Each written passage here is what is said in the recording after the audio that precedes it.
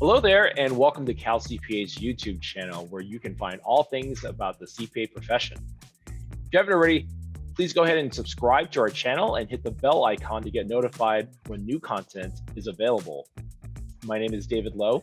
I'm the Senior Program Manager here at CalCPA, and I have the distinct privilege of overseeing all of our student and CPA candidate programs here at the Society. Joining us today is Michael Grant, Director of Learning and Development at the AICPA.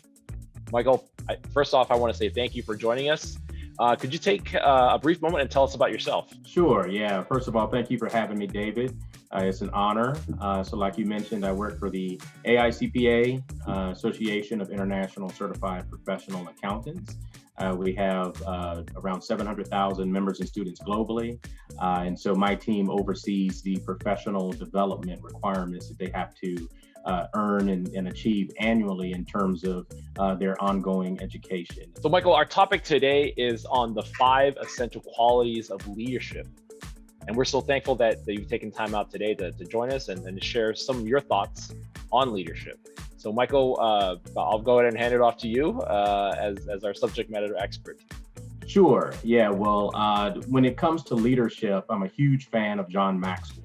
And I even have the book that I wanted to be sure to recommend to your audience. And so this is it right here. It's the 21 Irrefutable Laws of Leadership by John Maxwell, international speaker, author when it comes to leadership. This book is a numerous times bestseller and full of valuable insights. I actually have rolled that out to my leadership team within my department.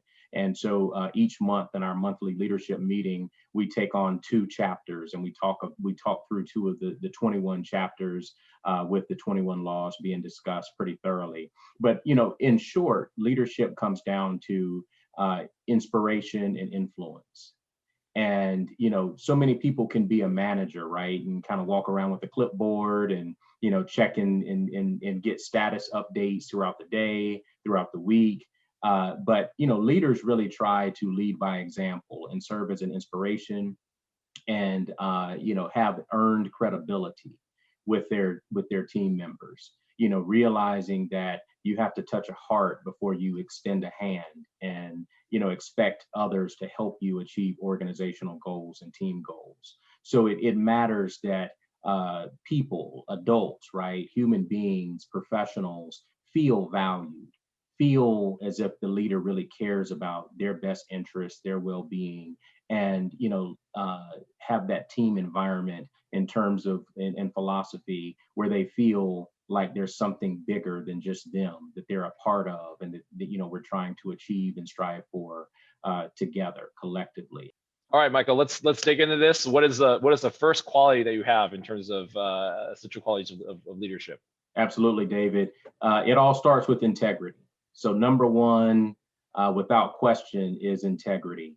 That is the cornerstone for establishing and sustaining trust with colleagues, team members, stakeholders, clients. Always assume someone is watching what you're doing and fact checking you along the way. And so, you know, I go so far with it as to even reach out to some of my team members before, you know, big meetings, especially, you know, collaborative meetings with a variety of different stakeholders, just to kind of make sure I go over the numbers. You know, I might think and feel confident about some of the numbers that might come up, but I still want to go and double check and just kind of make sure I align and confirm what the details are, status updates, et cetera, so that, you know, when I speak, I can speak, you know, with a strong sense of confidence that, you know, everything that I'm going to say can be fact checked. And, you know, you just have to always make sure that you have that high level of integrity, because trust is so important. It's very difficult in all phases of life, even business, to recover and bounce back from a situation where you've been deemed as unethical or untrustworthy. Mm-hmm. So it all starts with integrity before we move into the remaining 4 qualities of essential leadership. All right, Michael. So we have integrity. So what's the second essential quality of leadership? Sure. Number 2 is vision. Leaders are able to synthesize a variety of factors into a plan for collaboratively achieving organizational goals successfully. being mindful of any particular conditions or criteria that may be in play. So, you know, in order to really formulate a strong and cohesive vision, you really need input. You need input from stakeholders, you need input from your team members, and, you know, that tenure, those that have the institutional knowledge, that are able to look and analyze at processes and workflows and think about quality and different ideas for refining processes, improving quality. Those are the people that you really want to seek the most input from, to create that type of a vision from the variety of different factors that you can synthesize into that plan to take, you know, the team and the organizational mission to the next level and differentiate yourself in the marketplace and meet and exceed customer expectations. All right, Michael. So we have integrity, we have vision. What's next after that? Number 3. Communication is number 3. Leaders must determine the best methods of communicating effectively within their team,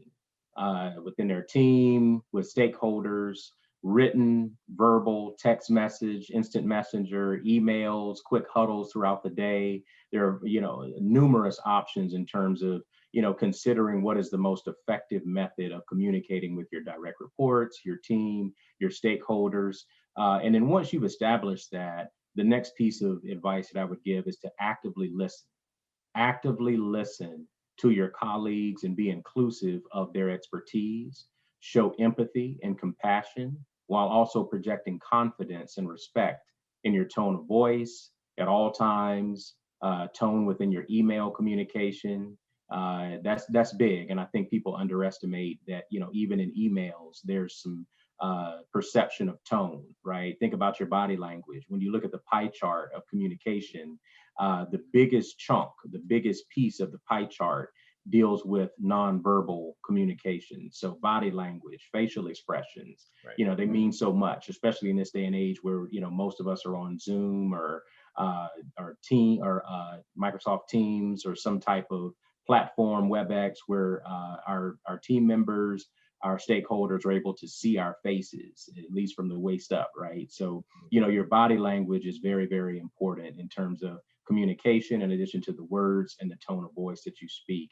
But actively listen, be inclusive, and be very succinct, right, with, you know, what you say, and intentional with what you say. Words truly matter. And the best leaders, in my opinion, are able to demonstrate respect, you know, respecting the table, respecting the expertise and the experience of their teams, and also being able to communicate with confidence, so that, you know, everyone has faith that what you're saying is accurate and can lead to the results that you hope. So we've covered integrity, we've covered vision, covered communication, and what's next on the list? Next on the list is influence. In the words again of John Maxwell, the ultimate difference between a leader and a manager is that leaders have earned credibility. They're able to inspire. You know, you think about impact, influence, and inspiration is kind of, you know, 3 of the key drivers you want to have as a professional in this day and age. You know, now more than ever, it's critical that you think about building your brand, right?